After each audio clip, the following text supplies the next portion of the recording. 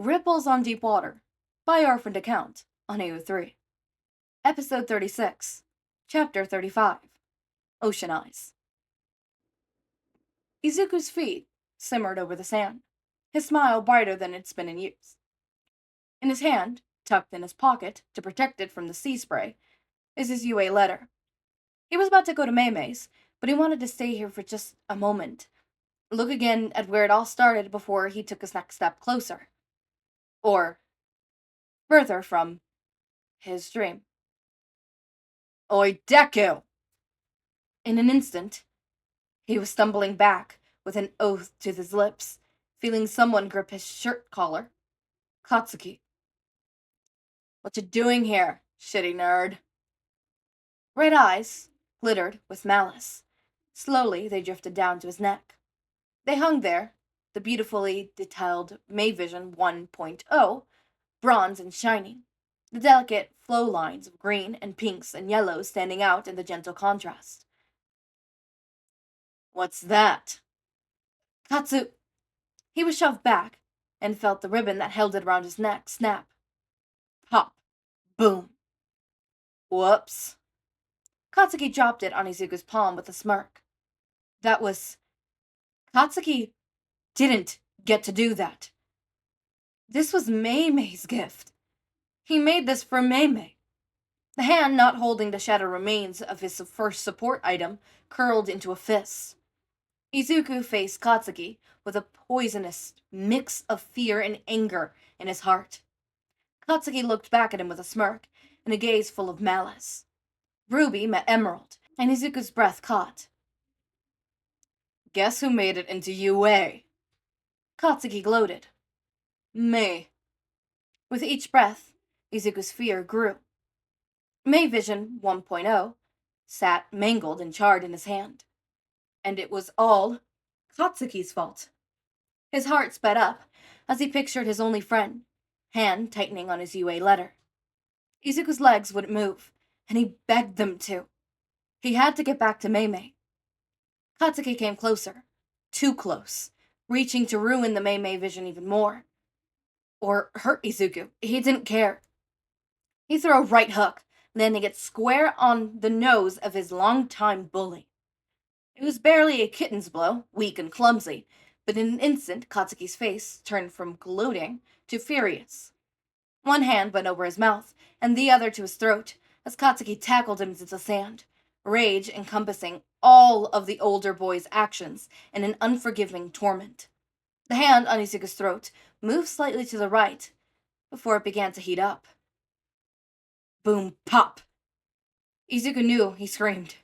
He screamed and bit and kicked and struggled, all efforts masked by the explosive teen who wanted to make him hurt. Though through the haze of pain and terror, and the blood in his eyes and the ringing of his ears, Izuku didn't know when Katsuki finished burning his throat, when he was done prolonging Izuku's suffering for as long as possible. He just remembered barely being able to lift his hand through the agony to see Katsuki walking away, as if it was normal schoolyard conversation instead of a brutal assault. That's a gift to remember me by, Deku. Katsuki growled, leaving Izuku to bleed. He couldn't think straight. He couldn't think. What do you do in emergencies? He needed help. Call a hero. Call the police. His phone was fumbled with blood-slick fingers from his pocket and clumsily opened. Izuku's shaky fingers dialed the number, barely able to speak. Please, help me.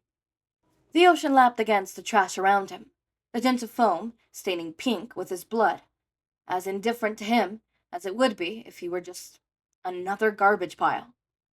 It was high tide, and he felt the water lapping at his cheek. He angled his face from it, and whimpered from the bolt of sheer agony that followed it. He heard the silence just as the world faded to black. The pain didn't stop when he opened his eyes. There was a steady beeping somewhere, and he tried to focus on that. A hospital. He was in a hospital? He was safe. Kachan couldn't get him here. Slowly, he focused on one thing at a time, his eyes carefully moving from one thing to the next. A saline drip, an empty chair, a pink girl sleeping on a cramped chair, another empty chair, a vaguely caterpillar-shaped thing on the floor, a purple teen in the chair in the corner, a weird bundle of weird stuff. Wait a second. Izuku blinked hard and hit rewind mentally, doing a full double take. 3 people were in his hospital room. His head throbbed as he tried to focus on their faces, quickly giving up on the caterpillar before moving on to the purple boy. Izuku studied it, the boy's eyes closed and wild lavender hair climbing up everwards. He wore a UA uniform, which confused Izuku even more, but he stared nonetheless. Slowly, the eyes opened. Indigo depths, highlighted by pools of silver at the center, sent a bolt of recognition through Izuku. Shinsou Hitoshi, quirk brainwashing. He's in Gen Ed right now, but he's transferring with me in second term. Toshi? There was a beat in which the 2 teens could only stare, both completely unsure of what to do. They said, "The doctors told us you might not wake up." Izuku could only blink back, and he felt tears stinging at his own eyes. Shigaraki was at the mall with them. He was sure Kachan was too. "Did you see Kachan?" he whispered. "Did they catch him?" Toshi's eyes flashed with something akin to confusion before it settled on understanding. "Zuku, you were having a flashback. It was just Shigaraki, and your brain was convinced it was Bakugou." Oh, that made more sense. "Is everyone okay?" he asked in a hoarse whisper. The taller boy stepped over the caterpillar. Aizawa! It was Aizawa! To perch carefully on Izuku's bed. "You were the only one that got hurt." "Good." Toshi's hand suddenly spasmed, and Izuku instinctively flinched, only to see Toshi immediately calm them, composing himself. "It's not good, Izuku."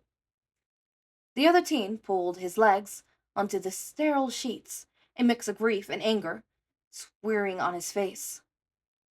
"You still got hurt. What would Mei and I do if you died? You almost—" Toshi's hands come up to rake through his gravity-defying hair before dropping his voice to a whisper. "You almost died. And it would have been because I wasn't fast enough." When Mei woke up, she seemed to understand that he was already thoroughly guilty about almost dying, because minutes before she had woken up, Aizawa had lectured him to tell him back on vigilanteism, recklessness, getting a pro to handle major villains, the whole 9 yards. So she just perched on the foot of his bed and went on and on about how she had been doing, until she told him about what they were going to do with his family. A recovery girl came by and did her magic. So for about 36 hours, Izuku was dead to the world again. A phrase he used and immediately was yelled at about. Both Mei and Toshi at once. When he woke up the second time, a very certain Shinsou sister was practically sitting on his chest. "Hey, Anna-chan." He signed shakily, using her sign language. The sign for the letter A, doing the motion for bright. "Zuni," she said proudly, waving her hands, and speaking in her sweet, slightly too loud voice. "I got your sign name." He raised his eyebrows, and she demonstrated with more energy than he possessed in a full year. It went from AC, flicking down next to her chest, and then pushing her hands out, palm facing him, before twisting her hand into a pointer and tracing a Z. Izuku couldn't help it.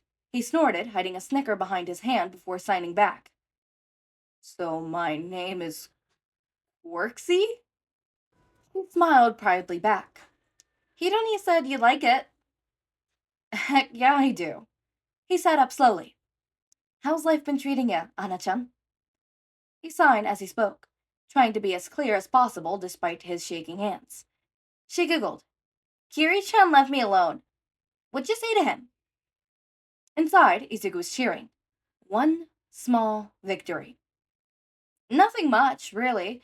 Just reminded him that we're even stronger than All Might. At her smile, he felt his own lips twitch upwards. It's the next day, a different series, different video, and my head is still pounding. I have a headache problem. It's alright. I'll solve it. It's whatever. It's annoying is what it is. But it's okay. I'll deal with it. I'll manage.